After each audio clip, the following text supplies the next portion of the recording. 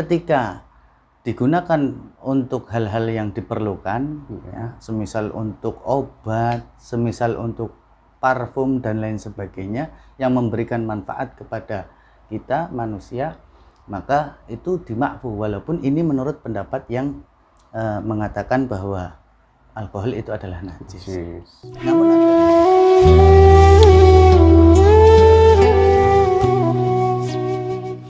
Assalamualaikum warahmatullahi wabarakatuh. Apa kabar pemirsa? Berjumpa lagi dengan kami di program Kendi Ansor, kreasi, narasi, edukasi, dan informasi persembahan dari GP Ansor Kota Tegal. Kali ini saya bersama dengan Ustadz Muhammad Rif'an Afif. Beliau merupakan ketua dari Majelis Zikir dan Sholawat Rijalul Ansor Kota Tegal. Assalamualaikum Ustadz. Waalaikumsalam. Sehat Ustadz ya? Alhamdulillah. Alhamdulillah, kita bersalaman dari jauh-jauh Ustadz, lagi jaga jarak, social distancing. Siap. Oke, Ustadz, pemerintah mengeluarkan kebijakan social distancing dalam rangka untuk menekan agar penyebaran COVID-19 tidak meluas. Di antaranya selain agar masyarakat sesering mungkin menggunakan masker ketika beraktivitas maupun berkomunikasi, juga dianjurkan sesering mungkin menggunakan hand sanitizer. Nah, yang menjadi pertanyaan di sebagian masyarakat kita adalah hand sanitizer sendiri, komponen utamanya, bahan baku utamanya adalah alkohol. Nah, ini sebenarnya alkohol sendiri tinjauannya seperti apa, Ustadz? Baik, terima kasih. Assalamualaikum warahmatullahi wabarakatuh. Waalaikumsalam warahmatullahi wabarakatuh. Kepada sahabat kurniawan yang kami hormati dan kepada pemirsa dimanapun berada, pertama mengenai alkohol itu sendiri, di dalam ayat Al-Quran maupun hadis baginda Nabi Muhammad SAW tentunya tidak disebut secara eksplisit mengenai alkohol, karena kita tahu Al-Quran dan hadis itu menggunakan bahasa Arab dan tidak mungkin ada kalimat alkohol di situ. Namun kita harus meyakini bahwa Al-Quran dan hadis merupakan pedoman utama umat Islam yang akan relevan sepanjang masa. Harus kita yakini itu. Nah, mengenai alkohol ini, apa kemudian yang disebutkan di dalam Al-Quran? Ketika kita mengatakan alkohol, ini identik dengan sebuah minuman.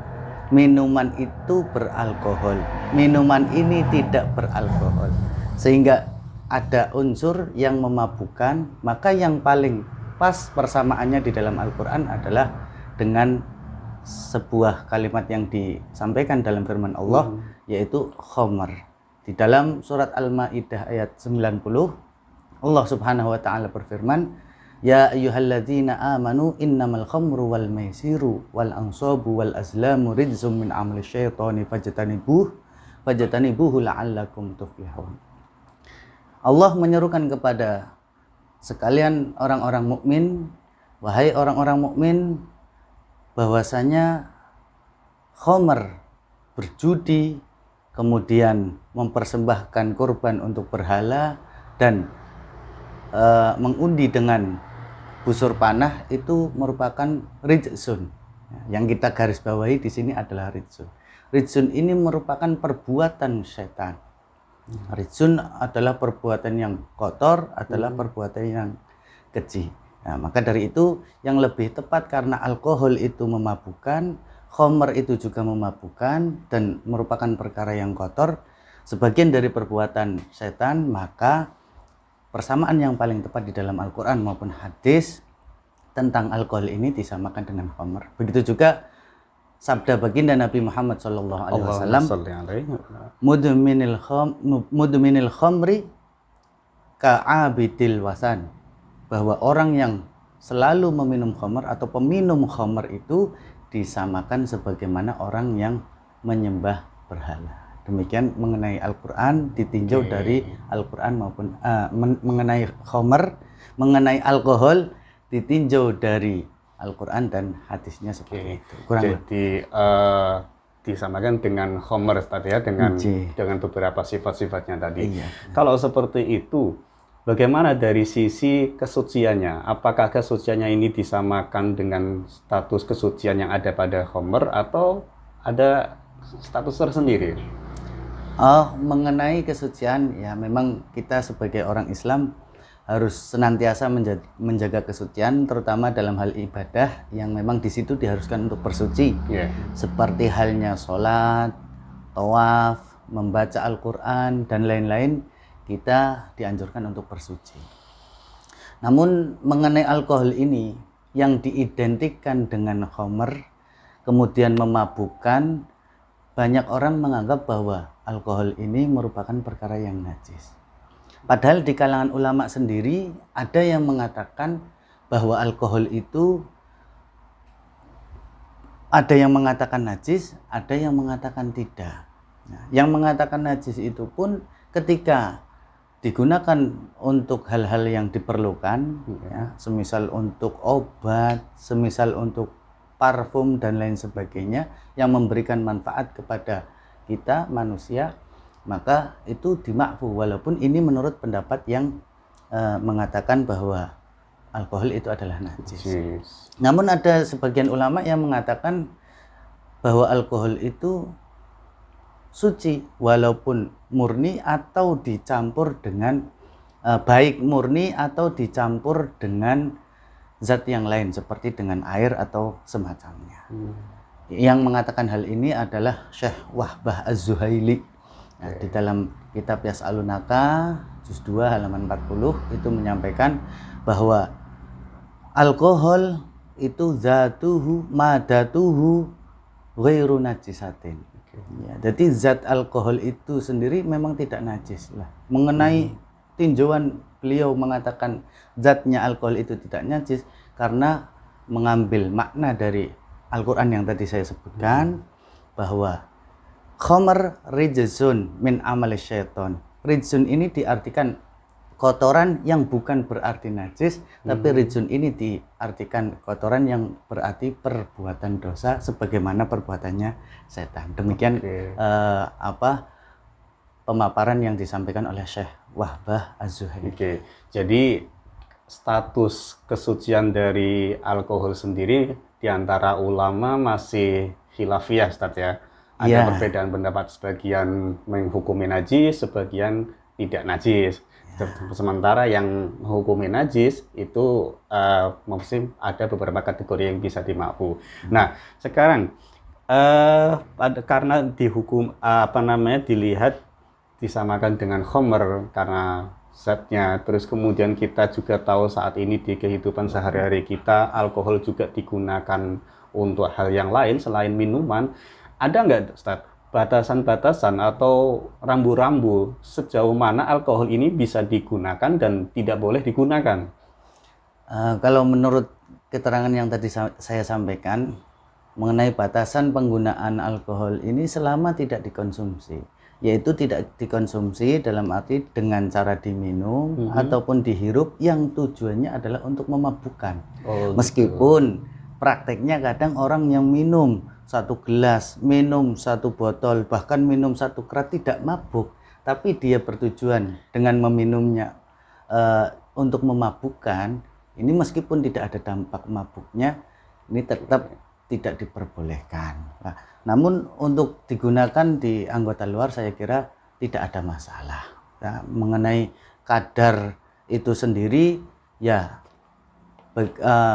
bagi saya atau menurut saya kadar yang memang bisa ada potensi untuk memabukkan. Nah, ini yang tahu adalah ahlinya, yaitu bidang medis. Jadi perlu dicatat ini pemirsa bahwa alkohol jangan dikonsumsi, jangan diminum, dan jangan dihirup untuk efek memabukkan. Tapi kalau untuk keperluan yang lain masih ada ruang untuk bisa dimanfaatkan, begitu Ustadz ya. Nah, sekarang begini, kalau kadarnya Ustadz, kalau untuk yang minuman meskipun sedikit itu tidak boleh. Tapi kalau untuk penggunaan yang lain, untuk medis atau untuk penggunaan hal yang lain, itu ada ketentuan batasan kadarnya yang diperbolehkan. Ya, seperti yang saya sampaikan tadi, bahwa ketika penggunaan alkohol atau campuran untuk alat medis dan lain sebagainya itu tidak ada pembatasan tertentu, hanya sifat. Pembatasannya adalah sifatnya itu memabukkan atau tidak. Kalau kemudian 90%-nya itu tidak memabukkan, kalau digunakan untuk cuci tangan semisal, kan masih jauh dari hidung atau masih jauh dari mulut, maka tidak ada potensi diharamkan. Tidak ada potensi memabukkan sehingga tidak masalah kalau yang seperti ini. Tapi kalau yang kadarnya hanya 40% saja bisa memabukkan, semisal untuk untuk dioleskan ke muka atau yang lain-lain sehingga mudah terhirup oleh hidung kita, maka ya walaupun kadarnya sedikit 40% tetap tidak diperbolehkan. Yang kita lihat adalah dampaknya. Dampaknya ketika ada potensi untuk memabukkan dan sengaja dikonsumsi, maka itu tidak diperbolehkan. Oke. Saat ini yang beredar di tengah masyarakat ada nih Ustadz, panduan-panduan bagaimana kita membuat hand sanitizer sendiri. Di antaranya adalah kalau yang direkomendasikan oleh WHO yang pernah saya terima itu menggunakan alkohol dengan kadar minimal 60 atau 70%. Karena kalau kadarnya lebih rendah dari 60 atau 70% itu tidak efektif untuk membunuh virus atau membunuh kuman.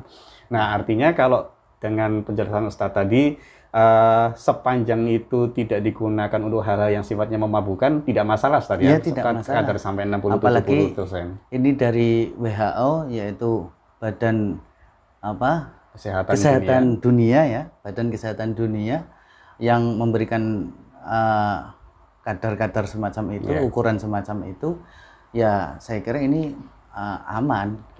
Ya, yang penting tidak memabukkan. Kalau memang itu memabukkan maka tidak boleh. Batasannya hanya ada potensi atau tidak memabukkan. Ya, jadi kadar banyak sedikitnya tidak dipertimbangkan. Potensi memabukkannya yang dipertambahkan. Nah, sekarang gini Ustaz. Bisa jadi kita menggunakan hand sanitizer karena ini sedang mewabah COVID-19, jadi mungkin untuk kewaspadaan, untuk kehati-hatian kita yang masih pergi ke masjid untuk berjamaah atau aktivitas lain, itu sesering mungkin menggunakan hand sanitizer yang komponen atau bahan baku utamanya adalah alkohol itu tadi. Nah, sekarang bagaimana kalau misalkan sebelum sholat kita pakai cuci tangan pakai hand sanitizer, masih diperbolehkan seperti itu? Kalau mengacu dari apa yang disampaikan oleh Wahbah Az-Zaili tadi yang saya sampaikan, maka tidak masalah karena beliau menganggap zatnya itu suci. Nah, tapi kalau mengacu kepada ulama yang mengatakan bahwa itu adalah najis, ya sepanjang itu dibutuhkan. Sepanjang itu dibutuhkan boleh, tapi kalau itu tidak benar-benar dibutuhkan maka sebaiknya ditinggalkan. Demikian. Jadi tidak serta-merta kita menggunakan kaul yang begitu bebas menggunakan, ya tidak, kita juga harus berhati-hati walaupun ini ada wabah seperti ini untuk dalam rangka pencegahan, dalam rangka menjaga kesehatan. Jadi tidak apa-apa kita menggunakan untuk sebelum sholat, termasuk ketika terkena dengan pakaian, Ustaz ya, dengan pakaian sholat. Hanya saja itu yang perlu dicatat pemirsa, bahwa ya meskipun tidak apa-apa, tidak mengapa, diperbolehkan, namun tetap penggunaannya seperlunya saja seperti itu, Ustaz ya. Oke. Pemirsa, itu tadi perbincangan kita tentang penggunaan hand sanitizer. Kaitannya komposisi hand sanitizer tadi mengandung bahan baku utama alkohol.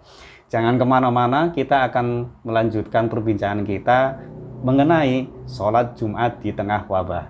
Kita akan kembali segera.